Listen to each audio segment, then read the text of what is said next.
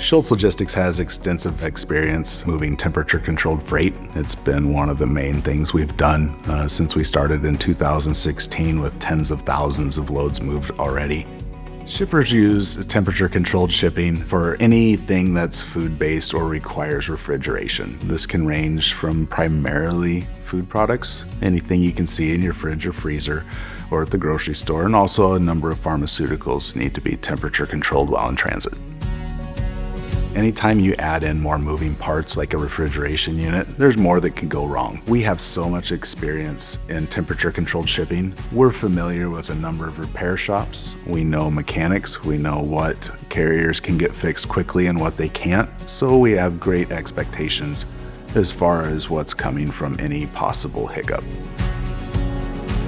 One of the most challenging times we went through with temperature-controlled shipping was the pandemic. But it's also provided some of the most rewarding success stories to look back on.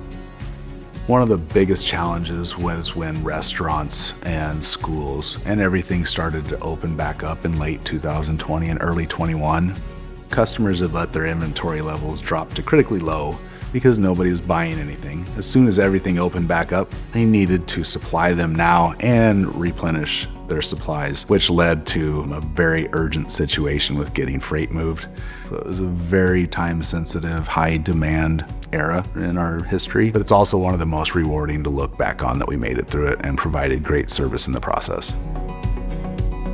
Shippers should choose Schulz Logistics for temperature-controlled shipping because it's our area of expertise. We've moved tens of thousands of loads of temperature-controlled freight, and we understand all of the requirements from fresh to fresh produce to frozen food, and we can bring a lot to the table.